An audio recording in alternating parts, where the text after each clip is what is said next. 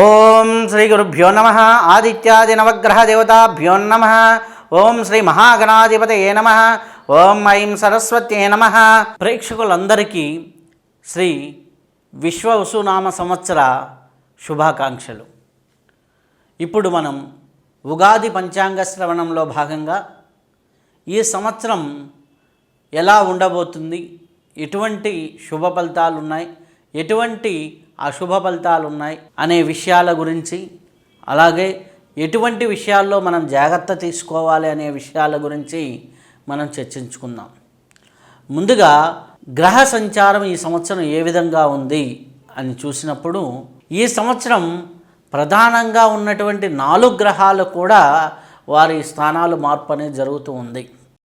మార్చి 30వ తేదీ నుంచి శని భగవానుడు కుంభం నుంచి మీనంలోకి వస్తున్నాడు.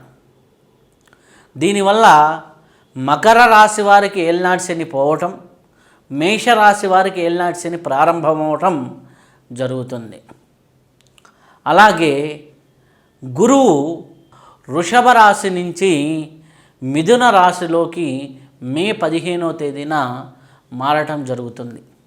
రాహు మీన రాశి నుంచి కుంభరాశిలోకి రావటం జరుగుతుంది మే 18వ తేదీన. కేతువు కూడా కన్య నుంచి సింహంలోకి రావటం జరుగుతుంది.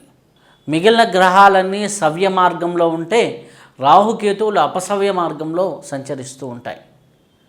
మీనం నుంచి కుంభంలోకి, కన్య నుంచి సింహంలోకి అపసవ్య మార్గంలో రాహుకేతువులు మారతాయి. ఈ యొక్క 2025వ సంవత్సరంలో కొద్దిగా ఏప్రిల్, మే, జూన్ నెలల్లో కొద్దిగా ఆర్థికంగా అందరికీ కూడా కొద్దిగా నెమ్మదిస్తూ ఉంటుంది. కాబట్టి కొద్దిగా జాగ్రత్తగా వ్యవహరిస్తూ ఉంటే చాలా మంచిది. ఇప్పుడు సింహరాశి వారికి ఏ విధంగా ఉందో చూద్దాం.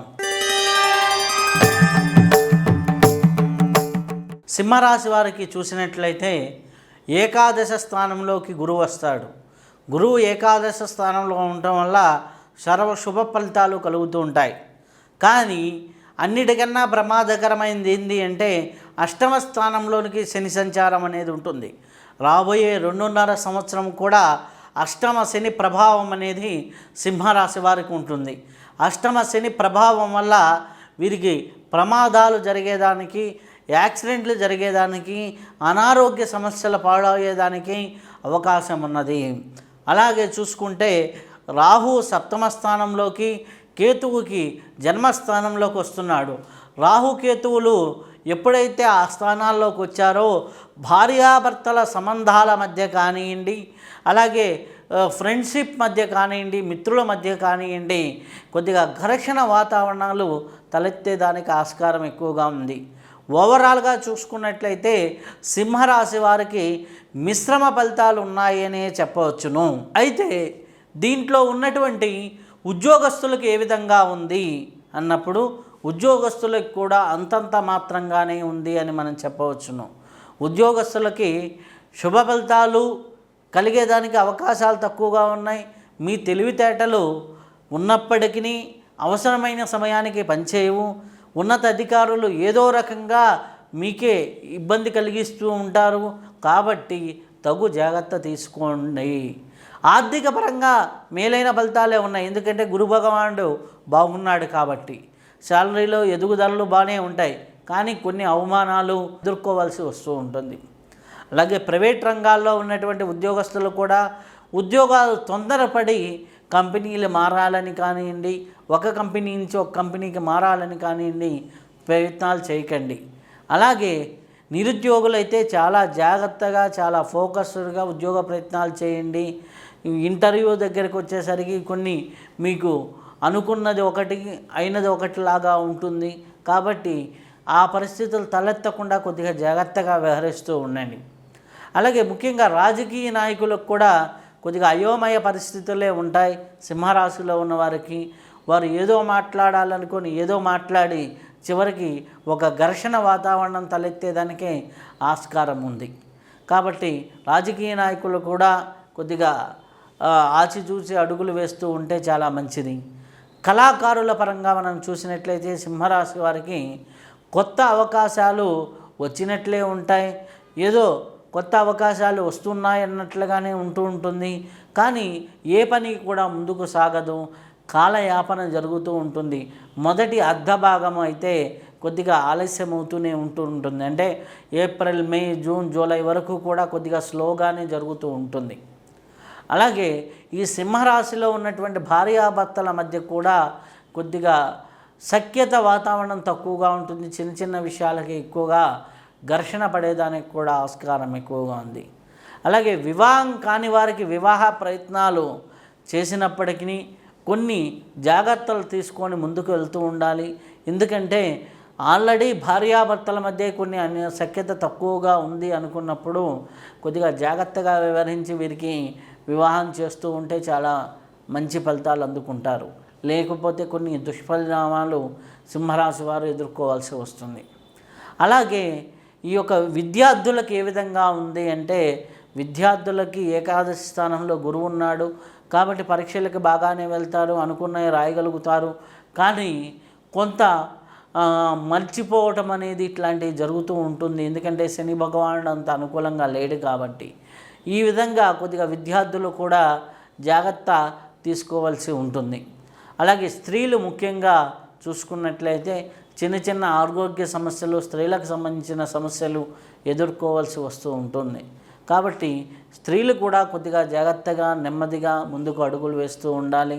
అలాగే ఈ వీరికి సింహరాశి వారికి ఒక రకంగా చెప్పాలంటే 50% శుభ ఫలితము, 50% అశుభ ఫలితాలు అని మనం చెప్పవచ్చును.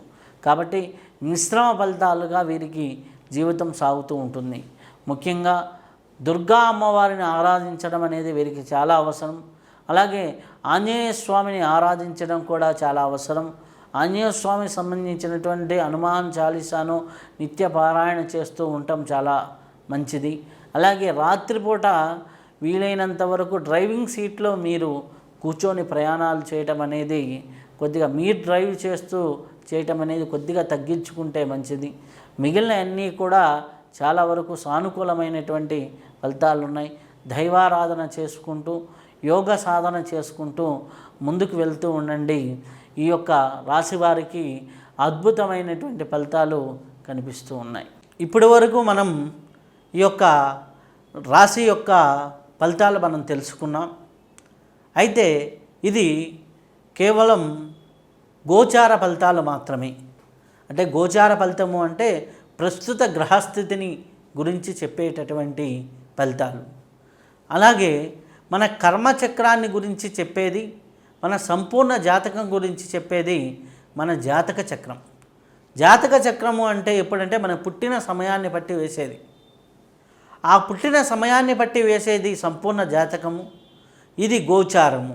ఈ రెండూ కలిసి శుభంగా ఉన్నప్పుడు చాలా అద్భుతమైన ఫలితాలు ఉంటాయి. ఈ రెండిట్లో ఏదో ఒకటి మైనస్గా ఉందనుకోండి, కొంతవరకు శుభ ఫలితాలు ఉంటాయి. ఈ రెండు కూడా మైనస్లో ఉన్నాయనుకోండి, అప్పుడు చాలా ఇబ్బందులు ఎక్కువగా ఉంటాయి. కాబట్టి మీరు సంపూర్ణ జాతక విశ్లేషణ కోసమైతే మమ్మల్ని ఈ స్క్రీన్ మీద కనిపించే నెంబర్స్కి కాంటాక్ట్ చేసి మమ్మల్ని సంప్రదించవచ్చును. అలాగే మీరు ఇంకా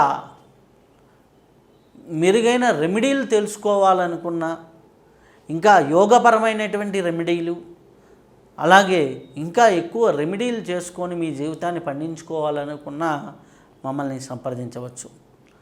ఈ సమాచారం నచ్చినట్లయితే మీరు షేర్ చేయండి, అలాగే సబ్స్క్రైబ్ చేయండి. ఈ జ్ఞానాన్ని 10 మందికి అందజేయండి. అప్పుడు మీరు ఆనందంగా ఉంటారు, 10 మంది ఆనందంగా ఉంచుతారు. అలా ఈ యొక్క జ్ఞానాన్ని 10 మందికి పంచుకోవడం వల్ల మీకు కూడా వారి జీవితాల్లో మార్పు వస్తే ఆ శుభ ఫలితాలు మీకు కూడా కలుగుతూ ఉంటాయి. మన తోటివారు బాగు మనం కోరితే మన బాగు భగవంతుడు కోరుతాడు. ఆ విధంగా ఈ విషయాన్ని 10 మందికి షేర్ చేయండి, అలాగే సబ్స్క్రైబ్ చేయండి ఛానల్ని. మీరు ఆనందంగా ఉండండి, 10 మందిని ఆనందంగా ఉంచండి. శుభం భూయా, సర్వే జనా సుఖినో భవంతు.